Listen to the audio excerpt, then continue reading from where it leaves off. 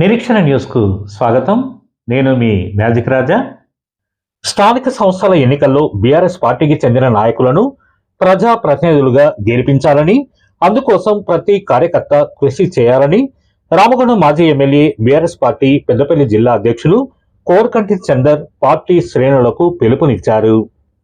సోమవారం పెద్దపల్లి జిల్లా రామగుండం ఏవీ ఫంక్షన్ హాల్లో అంతర్గం మండల బీఆర్ఎస్ ముఖ్య నాయకుల సమావేశం నిర్వహించారు. ఈ సందర్భంగా ఆయన మాట్లాడుతూ కాంగ్రెస్ ప్రభుత్వం ఇచ్చిన హామీలను అమలు చేయడంలో విఫలమైందని, బాకీ కార్డులను ప్రజల్లోకి తీసుకువెళ్లి విస్తృతంగా ప్రచారం చేయాలని పిలుపునిచ్చారు. పోలీసులు కాంగ్రెస్ పార్టీ ఏజెంట్లలాగా వ్యవహరిస్తున్నారని, అంతర్గం ఎస్ఐ వెంకట్ బీఆర్ఎస్ కార్యకర్తలను భయభ్రాంతులకు గురి చేస్తున్నారని కార్మిక నేత కౌశిక్ హరి ఆరోపించారు. రానున్నది బీఆర్ఎస్ ప్రభుత్వమేనని కార్యకర్తలు ధైర్యంగా ఉండాలన్నారు. ఇంకా ఈ కార్యక్రమంలో బీఆర్ఎస్ నాయకులు గోపైల యాదవ్, మాజీ డిప్యూటీ మేయర్ నడిపెల్లి అభిషేకరావు, మాజీ కార్పొరేటర్లు, నాయకులు పాల్గొన్నారు.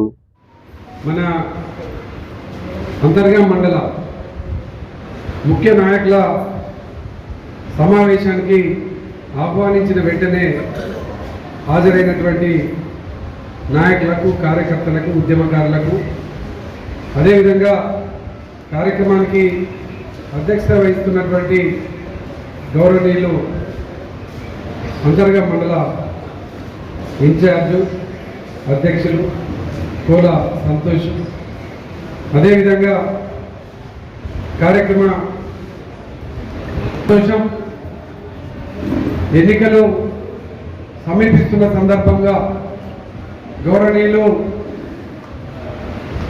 భారత రాష్ట్ర సమితి వర్కింగ్ ప్రెసిడెంట్ కేటీ రామన్న గారి ఆదేశానుసారము నియోజకవర్గాలలో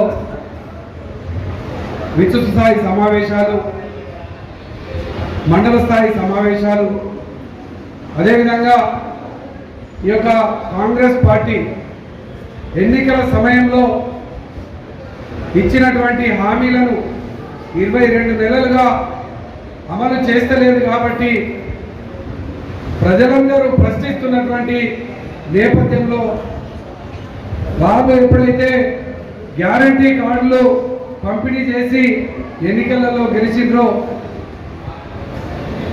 BRS party working president KT Ramanna గారి ఆదేశాలతో ప్రతి నియోజకవర్గంలో గ్యారంటీ కార్డులు కాంగ్రెస్ పార్టీ పంపిణీ చేసింది. బీఆర్ఎస్ పార్టీ ఇలా బాకీ కార్డులను ప్రజలకు బాకీ పడ్డది కాంగ్రెస్ పార్టీ గెలిపించి,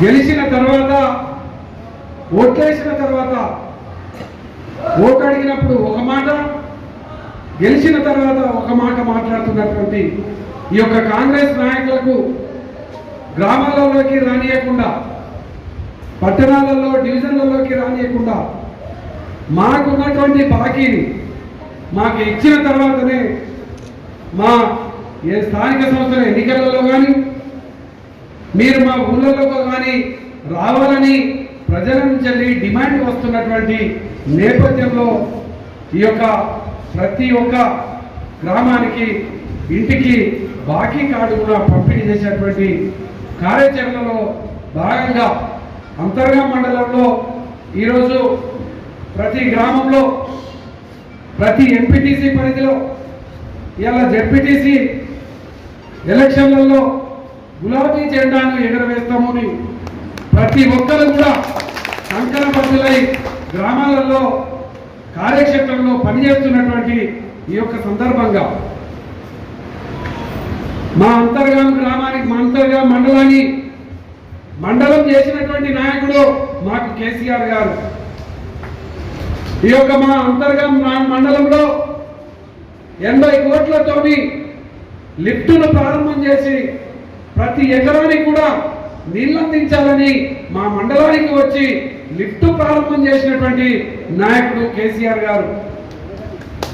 మా మండలంలో ఎంఆర్ఓ కార్యాలయాన్ని, ఎంపీడీఓ కార్యాలయాన్ని, పోలీస్ స్టేషన్ను అన్నిటినీ కూడా అందుబాటులో ప్రజలకు పాలనను చేరువ చేసినటువంటి నాయకుడు కేసీఆర్ గారు. కాబట్టి కేసీఆర్ గారికి మా జెడ్పీటీసీని, మా ఎంపీటీసీలను, మా ఎంపీపీలను, మా సర్పంచ్లను గెలిపించి బహుమతిగా ఇస్తామని ప్రతి ఒక్క కార్యకర్త ప్రతిజ్ఞ పూనుతున్నటువంటి ఈ యొక్క సందర్భంగా ఉద్యమంలో కావచ్చు, ప్రభుత్వంలో కావచ్చు, ప్రజలందరూ మనతోటి అండగా ఉంటారు.